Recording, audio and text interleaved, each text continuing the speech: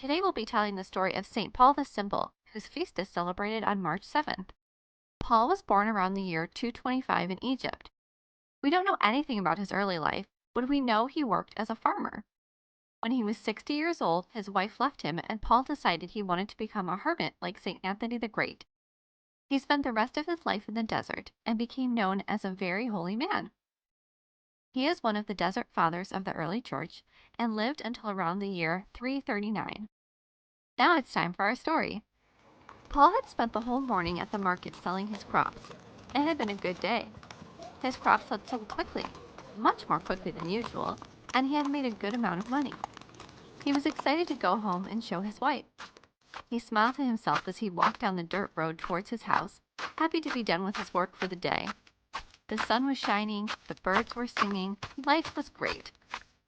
But as he approached the house, he saw two figures through the kitchen window and felt uneasy. The bad feeling in his stomach was proven correct when his wife answered the door and let him know that she had decided to leave him. That night, as Paul sat alone by the kitchen fire heating his dinner, his thoughts wandered off into the desert, and he thought about the holy man, St. Anthony the Great.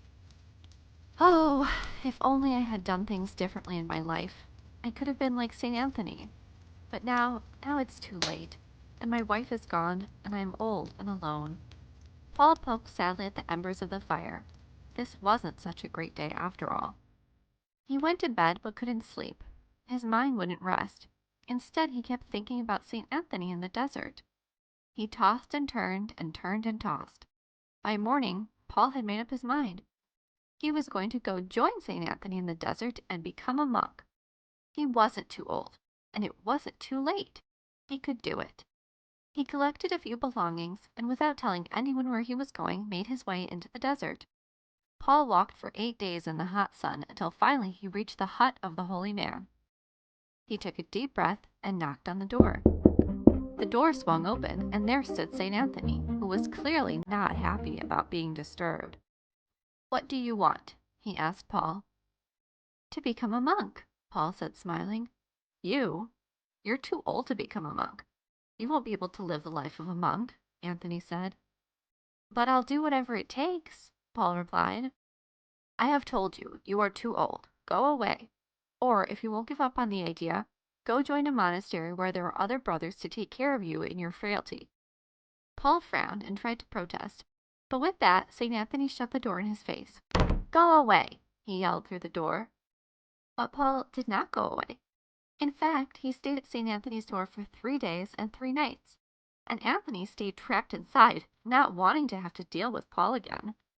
But finally, on the 4th day, Anthony really did have to leave his house, and going outside he saw Paul was still sitting there. "Go away! Go away! Why do you keep bothering me? You can't stay here." "Well, I don't intend to stay anywhere other than here," Paul replied calmly. Anthony looked the old man up and down. It had now been 4 days since he arrived, and he had no food or water. Anthony felt a pang of guilt. That was a long time to go without food or water, and he didn't want him to die on his front step and be responsible. "Oh, fine, fine. If you can be obedient and do what I tell you, you'll be all right." Paul quickly agreed. "I will do whatever you say." But Anthony wasn't actually going to just let Paul come and stay that easily. He didn't want him to die, but he did want him to go away. He didn't believe someone that old could become a desert monk, so he decided to give him tasks that were so unpleasant that he'd go away of his own free will. First, Anthony asked Paul to stay all day and night for a week in the same room, the room of the house that got boiling hot during the day, praying. He was sure this would make him quit. But Paul just prayed and sweated and prayed, and stayed quite happy about the whole thing. At the end of the week, Anthony took a bunch of palm branches he had been soaking in water and brought them to Paul. "Take these and weave a rope, just like this," he said, demonstrating the technique. So Paul began working and wove all day long, completing at least 30 feet of rope. Anthony came back at the end of the day and inspected the work.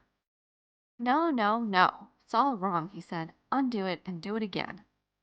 So Paul did, and he did so patiently. He was determined to prove that he wasn't too old to become a monk. Finally, Anthony came back and said it was time to eat dinner. Anthony regarded the old man. He had dealt with all his tests so patiently, and didn't seem angry or resentful at all. Anthony felt his heart start to soften. Maybe he was wrong. Maybe Paul wasn't too old to become a monk. So Anthony let Paul stay, but he didn't go easy on him for a while.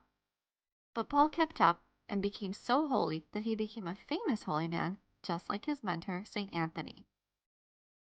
The story of St. Paul the Simple reminds us that no one is too old or too young to be called to a life of holiness. God calls us all.